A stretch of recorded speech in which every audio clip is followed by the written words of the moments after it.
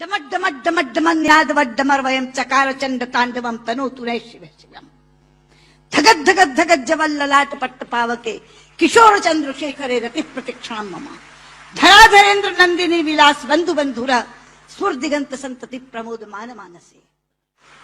क्योंकि शायद कम लोगों को यहां ये मालूम हो कि संस्कृत विश्व की सबसे वैज्ञानिक भाषा है। सेम पेट्रोदा यहां बैठे हैं, वो साक्षी होंगे इस बात के कि जब दुनिया में टॉकिंग कंप्यूटर बनाने की बात चली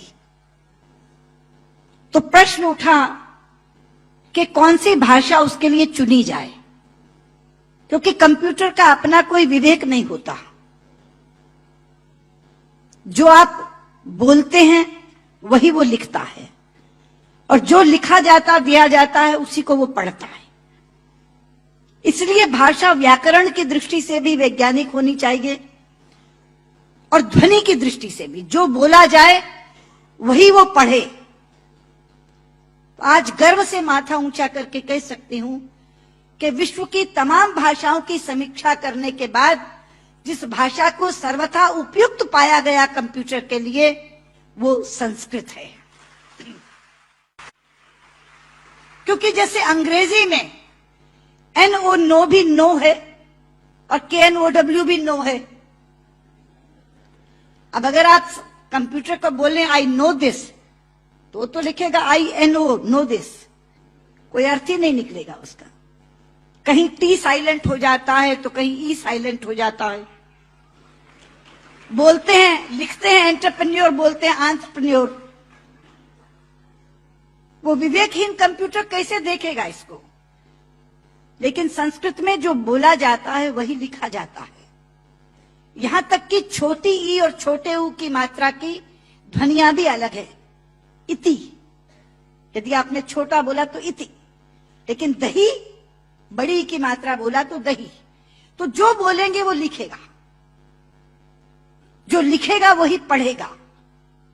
लेकिन केवल ध्वनि की बात नहीं, मैं संस्कृत की वैज्ञानिकता के दो उदाहरण आपको देना चाहूंगी। संस्कृत में शब्दों का इतना अपार भंडार है मित्रों कि रचनाकार अपने व्यक्तित्व के अनुसार उसको चुन सकता है। एक प्रसंग है रामायण का कि जिस समय भगवान श्री राम लंकेश पर विजय प्राप्त करने के लिए लंका जाते हैं तो भगवान शंकर की आराधना करते हैं। वो स्तुति जिसमें करते हैं वो रामचरितमानस में रुद्राष्टकम के नाम से समाविष्ट किया गया है। रुद्राष्टकम के शब्द हैं नमामि शमीशान निर्वाण रूपम विभुम व्यापकम ब्रह्म वेद स्वरूपम निजम निर्गुणम निर्विकल्पम निरीहम चिदाकाशमाकाशवासम भजे। लेकिन उसी समय श्री राम पर विजय प्राप्त करने के लिए रावण ने भी आराधना की थी, स्तुति की थी, और उसने अपना स्तोत्र स्वयं रचा था जो शिव तांडव स्तोत्र के नाम से प्रसिद्ध है। शब्द हैं डमट डमट डमट डमन निनादवड्डमर वयम चकार चंड तांडवम तनोतु रे शिव शिवम धगत धगत धगत जवल ललाट पट्ट पावके किशोर चंद्रशेखरे रति प्रतिक्षण मम धराधरेन्द्र नंदिनी विलास बंधु बंधुरा स्फुर दिगंत संतति प्रमोद मान मानसे। यहां बैठे किसी एक 5 वर्ष के बालक के सामने यदि मैं केवल ये 2 श्लोक रख दूं और ये कहूं कि बच्चा ये बताओ इसमें से कौन सा रावण ने रचा होगा और कौन सा राम ने पढ़ा होगा, तो बिना कुछ जाने वो कहेगा कि डमट डमट डमट डमन ये रावण का श्लोक होगा, क्योंकि शब्द उसके व्यक्तित्व से मेल खाते हैं। और नमामि शमीशान निर्वाण रूपम राम ने कहा होगा।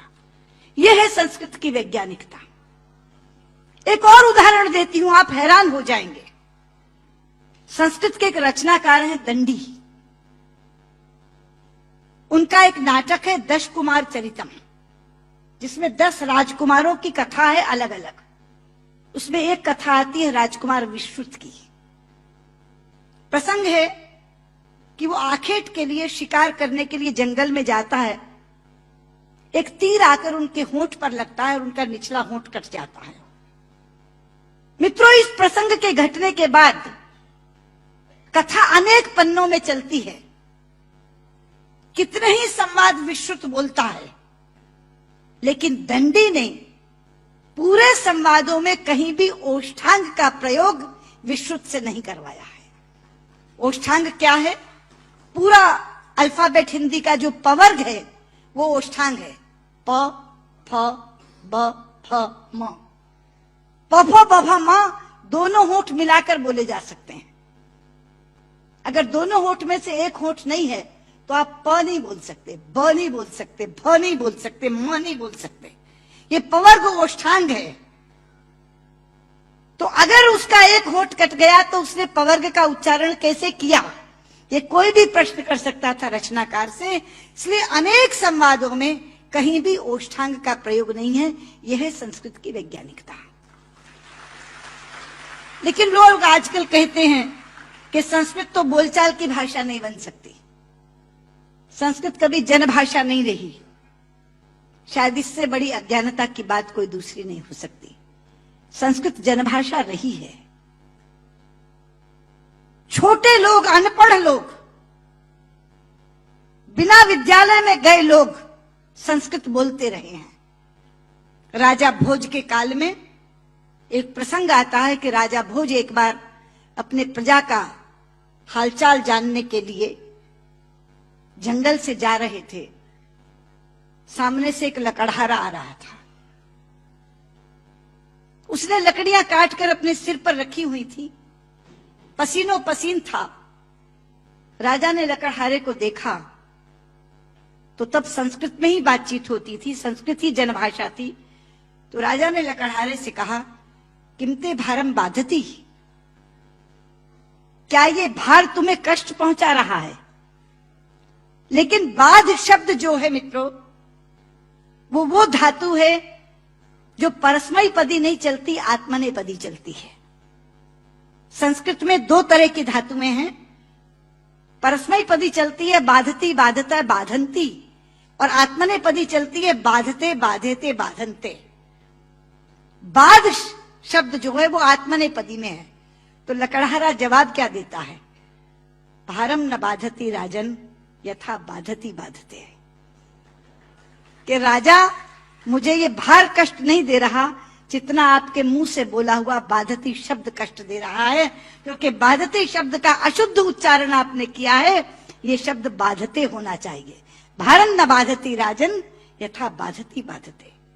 तो कौन कहता ये जनभाषा नहीं रही? ये जनभाषा रही है।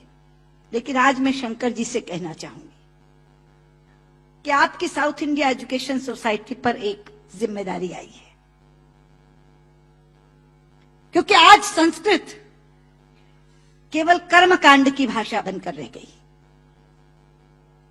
कल जब विश्व के लोग आएंगे और कहेंगे कि कंप्यूटर के लिए हमें संस्कृत के विद्वान दो, हम टॉकिंग कंप्यूटर बनाना चाहते हैं, तो एक विडंबना खड़ी होगी कि जिसे संस्कृत आती है उसे कंप्यूटर नहीं आता, और जिसे कंप्यूटर आता है उसे संस्कृत नहीं आती। इसलिए केवल साइटेशन संस्कृत में पढ़कर अपने कर्तव्य की तीसरी मत कर लीजिए। साउथ इंडिया एजुकेशन सोसाइटी का ये फर्ज बनता है, ये कर्तव्य बनता है कि वो ऐसे लोग पैदा करे जो संस्कृत और कंप्यूटर दोनों के परम विद्वान बने। और उस समय जब हमारे सामने ये बोध आकर के खड़ा हो, ये विषय आकर के खड़ा हो कि टॉकिंग कंप्यूटर के लिए संस्कृत के विद्वान चाहिए, तो साउथ इंडिया एजुकेशन सोसाइटी कहे, ये लीजिए हम देते हैं जो संस्कृत के भी ज्ञाता हैं और कंप्यूटर के भी ज्ञाता हैं। क्योंकि अथाह भंडार भरा पड़ा है हमारे ज्ञान का, हमारे शास्त्र, हमारे उपनिषद, हमारे ग्रंथ, और उन ग्रंथों की सोच लोगों तक पहुंची नहीं। आज अभी शंकर जी अपने प्रारंभिक वक्तव्य में कह रहे थे, उदार चरिता नाम वसुधैव कुटुंबकम। ये संस्कृत जानने वाले की सोच है। संस्कृत बोलने वाला पूरी पृथ्वी को परिवार मानता है, वसुधैव कुटुंबकम। संस्कृत बोलने वाला पृथ्वी को परिवार मानता है, और अंग्रेजी बोलने वाला विश्व को बाजार मानता है। और ये सोच का अंतर है।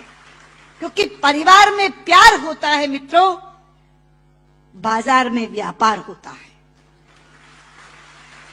केवल व्यापार, शुद्ध व्यापार। लेकिन ये कौन बताएगा लोगों को कि भारतीय संस्कृति में पूरी पृथ्वी को, पूरी वसुधा को कुटुंब मानने की भावना है।